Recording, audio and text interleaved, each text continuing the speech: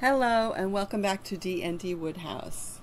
Today we are sharing our experience with a homemade wood stain recipe we began back in November 2022.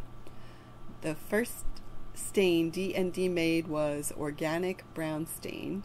Today we're making a new color for you. For this recipe we need a few inexpensive ingredients and some time.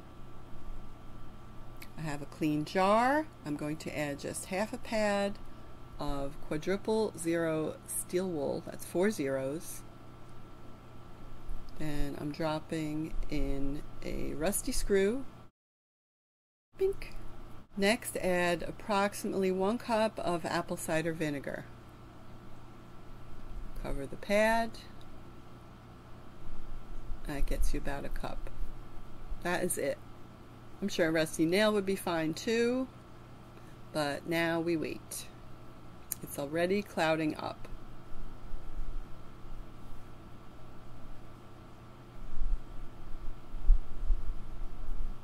I'm just setting the lid on top. It's getting more cloudy. I'm checking in and swirling the mix from time to time,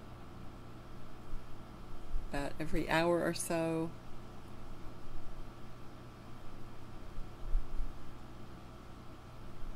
It's clouding up more while the vinegar reacts to the metal and rust.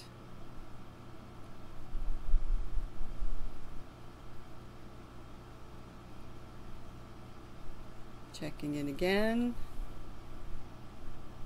It got lighter. Previously it got brighter. More swirling to mix it up. And the next day it was darker. Wow. Then I uncovered the jar. Overnight we had some evaporation and it looks like it bubbled up at some point as we see some reaction residue in the jar. So I let it sit throughout the next day. Something definitely happened in there. After 48 hours, I am removing the steel wool. I have that in an empty can.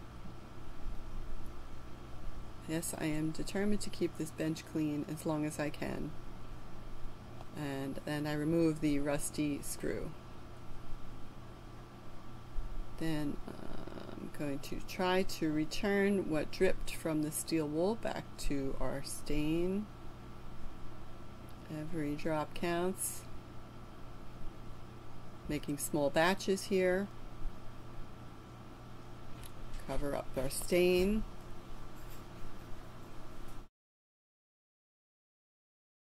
Now it's time to prep the samples by sanding.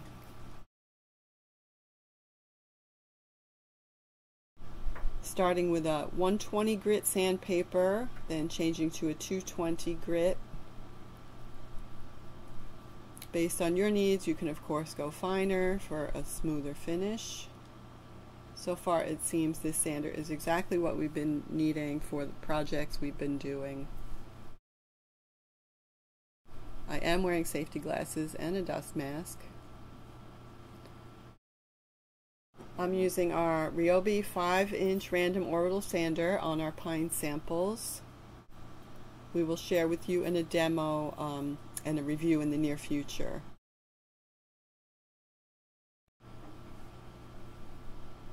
I have a nice finish on these.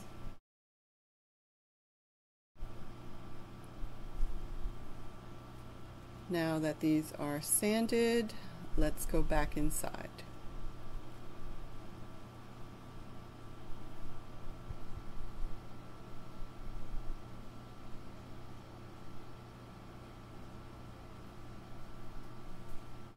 We're starting this nearly 72 hours after starting to make the stain and nearly 24 hours after removing the steel wool and rusty screw.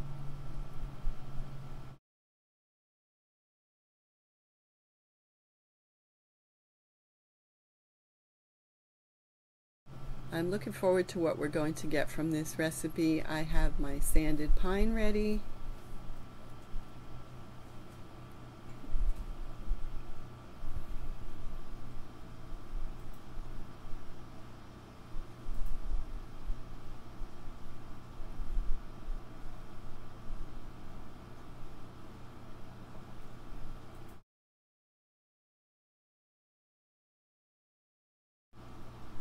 We also have our original brown stain here. Same recipe, but no rusty hardware added. Today I'm just using a folded paper towel, letting that soak in.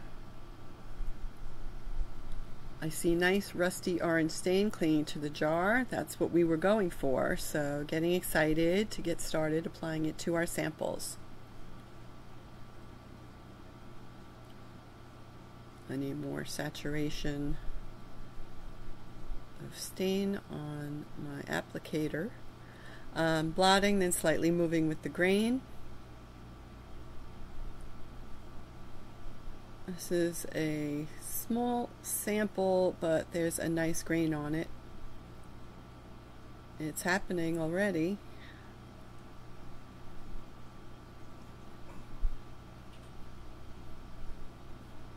As I get more stain on there, I see more of those stain droplets are on the lid of the jar, and I'm going to add them back in.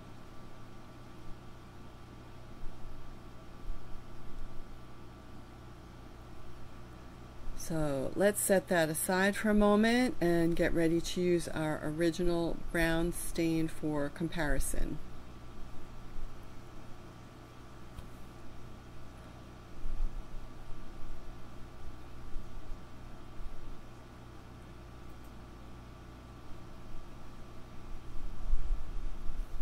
Once my partner gets it open. Now is the time to mention it would be a great idea to lubricate the inside of your stain jar lids. I'm going to use a speck of coconut oil. This is the first piece done in November to prep for Christmas decor. We made several wood pieces that can be seen on our Facebook page. For this pine piece, the dark grain on the cross was brought out by torching, as well as about 4 to 6 coats over the course of a day or so. You just keep adding coats until you get what you want. This sample is now getting 1 coat of the same stain as the cross.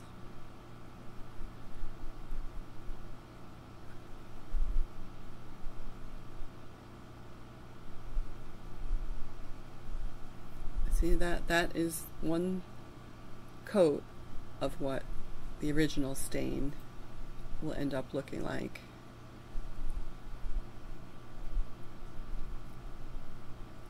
I'm applying the new rust stain again.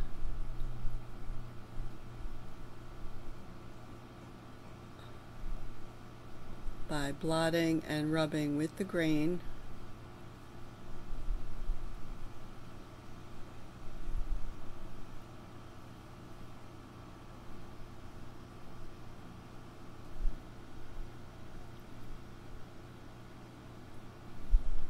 See, side by side. I'm going to put this 1 coat just on this side and then get back to you in 20 minutes.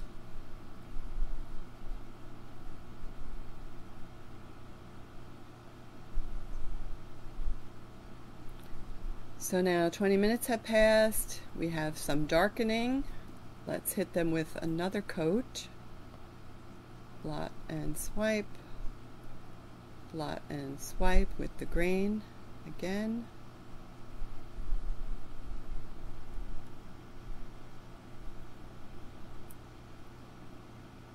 It's been about 40 minutes since the first coat. Now here's our side by side. I wrote my start time on the end of the block. That's the brown.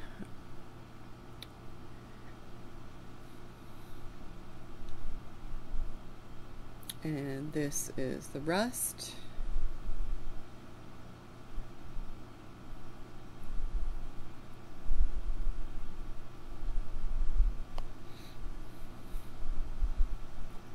You can see the huge color difference on the applicators.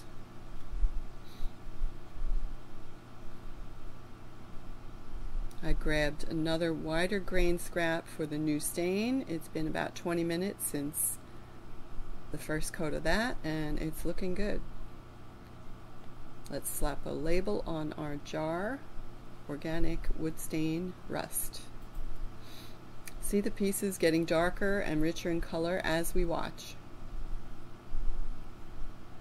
Surprise, the original stain was applied to the flip side 20 minutes ago as well. Here's the unfinished pine. Oops. I'm going to apply a coat to this side as well. Back in 20 again. The color of the new stain is coming up really very nice.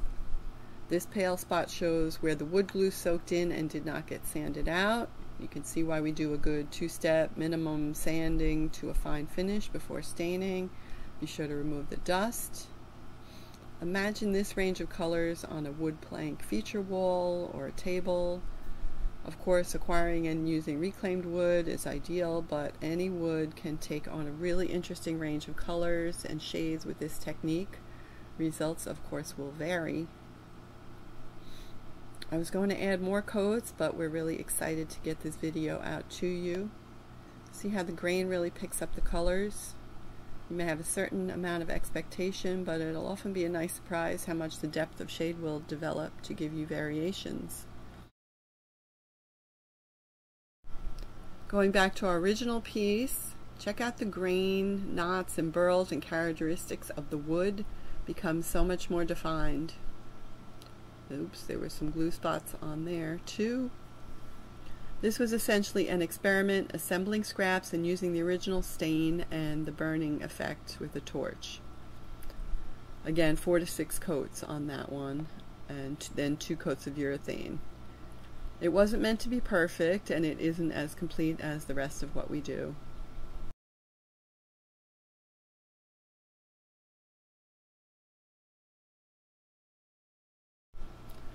A few friends of the models are here to support.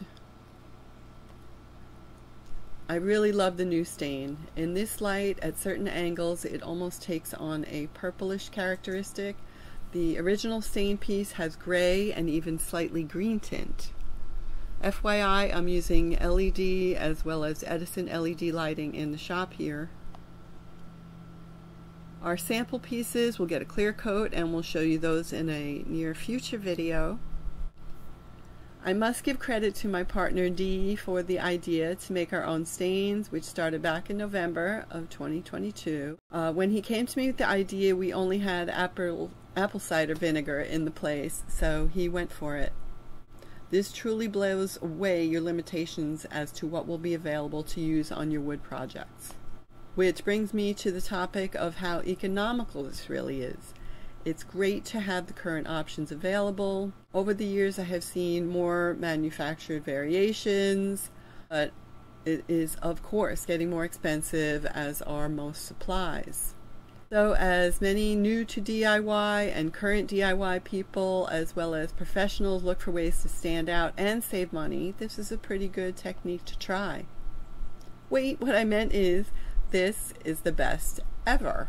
Whatever you are doing in your shop, enjoy it. We're looking forward to some comments, whether you try it or if this inspires to put your own recipe together. Thank you so much for watching. Please like and subscribe. We're looking forward to bringing you much more.